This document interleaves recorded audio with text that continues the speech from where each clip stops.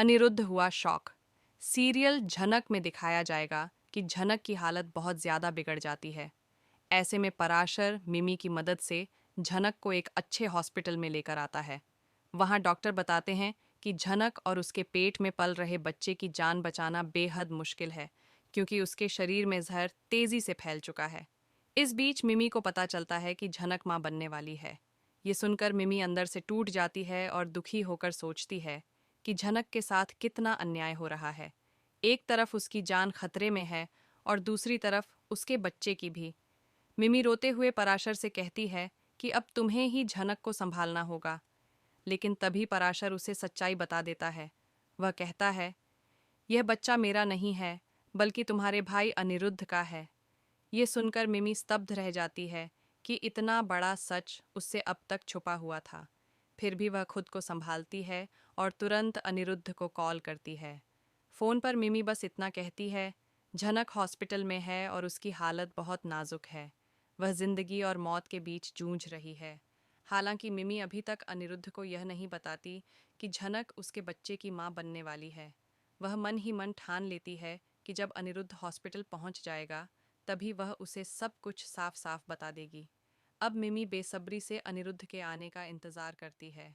उसे यकीन है कि अगर अनिरुद्ध एक बार झनक के पास आ गया तो शायद कोई चमत्कार हो जाए और झनक की जान बच जाए। जब अनिरुद्ध आखिरकार हॉस्पिटल पहुंचता है तो वह झनक की हालत देखकर चौंक जाता है। झनक बुरी तरह बेहोश है और डॉक्टरों की टीम उसकी जान बचाने की पूरी कोशिश कर रही है। वह झनक से मिलने की जिद करता है, लेकिन पराशर गुस्से में आ जाता है। उसे लगता है कि अनिरुद्ध एक धोखेबाज इंसान है जिसने झनक को तकलीफ पहुंचाई है, इसलिए वह उसे झनक के पास नहीं जाने देना चाहता। दूसरी ओर अनिरुद्ध को शक होता है कि शायद झनक को जहर पराशर ने ही दिया है। इस गलतफहमी की वजह से दोनों के बीच बहस और झगड़ा हो जाता है। तभी मिमी आ जाती है और समय रहते झगड़ा शांत करवा देती है। इस बीच जब अनिरुद्ध को पता चलता है कि झनक मां बनने वाली है तो उसका दिल टूट जाता है। लेकिन तभी डॉक्टर बताते हैं कि झनक के पेट में पल रहा बच्चा पराशर का नहीं, बल्कि उसी का, अनिरुद्ध का है। यह सुनकर अनिरुद्ध की आंखों में आंसू आ जाते हैं। उसे एहसास होता है कि झनक उसी की संतान की मां है। लेकिन डॉक्टर यह भी बताते हैं कि झनक की हालत बेहद नाजुक है, क्योंकि जहर उसके पूरे शरीर में फैल चुका है। इससे झनक और उसके होने वाले बच्चे दोनों की जान को खतरा है। यह सुनकर अनिरुद्ध टूट जाता है, लेकिन हार नहीं मानता। वह ठान लेता है कि किसी भी कीमत पर वह झनक और अपने बच्चे की जान बचाकर रहेगा। हॉस्पिटल के सन्नाटे भरे कॉरिडोर में उसकी हर धड़कन सिर्फ झनक के नाम पर चल रही थी। उसका दिमाग बार बार वही सब दोहरा रहा था। झनक स्ट्रेचर पर बेसुध, चेहरे पर ऑक्सीजन मास्क और डॉक्टरों की हड़बड़ी।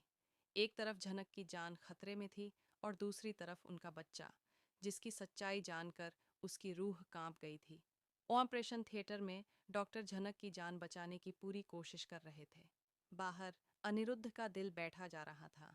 पराशर, जो अब तक गुस्से में था, एक कोने में जाकर खामोश हो गया। मिमी ने उसके कंधे पर हाथ रखकर कहा, जो हो गया वह अब हमारे हाथ में नहीं है, हमें बस दुआ करनी चाहिए। पराशर की आंखों में अब गुस्से की जगह दर्द और चिंता थी। कुछ घंटों बाद डॉक्टर बाहर आए और कहा, हमने अपनी तरफ से पूरी कोशिश की है। अभी झनक को होश आना बाकी है, लेकिन वह खतरे से बाहर नहीं है। अगले 24 घंटे बहुत क्रिटिकल हैं। यह सुनकर अनिरुद्ध की सांसें थम सी गईं। रात के 2 बजे नर्स दौड़ती हुई बाहर आई और बोली, पेशेंट को होश आ गया है, लेकिन उसकी हालत अभी भी नाजुक है। एक बार में सिर्फ एक ही व्यक्ति मिल सकता है। अनिरुद्ध बिना समय गवाए अंदर गया। झनक की आंखें खुली थीं, लेकिन उनमें जीवन की चमक नहीं थी। वह बेहद कमजोर लग रही थी। अनिरुद्ध ने कहा, झनक, मैं आ गया हूँ। तुम्हें कुछ नहीं होने दूंगा। तुम ठीक हो जाओगी, हमारे बच्चे के लिए, मेरे लिए। झनक ने धीमी सी मुस्कान दी, आंख से एक आंसू बहा और वह बोली, अनिरुद्ध, मेरा बच्चा, उसे बचा लो। यह सुनकर अनिरुद्ध की रूह कांप गई। उसने उसका हाथ कसकर पकड़ा और कहा, मैं तुम्हें और हमारे बच्चे को कुछ नहीं होने दूंगा। ये मेरा वादा है।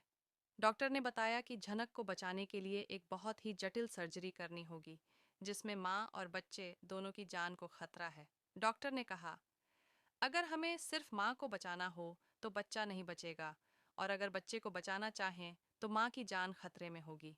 फैसला आपको करना है। यह सुनकर अनिरुद्ध टूट गया।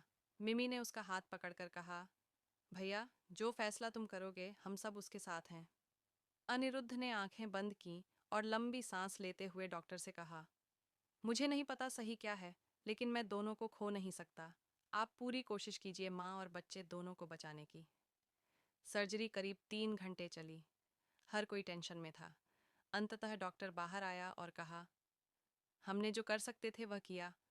बच्चा बहुत कमज़ोर है लेकिन जिंदा है और झनक की हालत भी अब स्थिर हो रही है। ये किसी चमत्कार से कम नहीं है। अनिरुद्ध की आंखों से आंसू बह निकले। उसने डॉक्टर का हाथ पकड़कर कहा, धन्यवाद, आपने मेरी जिंदगी लौटा दी। उसी वक्त नर्स एक नन्ही सी बच्ची को लेकर बाहर आई। बच्ची की आंखें बंद थीं और चेहरा बिल्कुल झनक जैसा था। अनिरुद्ध ने उसे अपनी गोद में उठाया और फूट फूट कर रोने लगा। यह मेरी बेटी है, मेरी और झनक की संतान। कुछ घंटों बाद झनक को होश आ गया। जब उसने अपनी बच्ची को पहली बार देखा तो उसकी आंखों में सिर्फ प्यार और संतोष था। अनिरुद्ध ने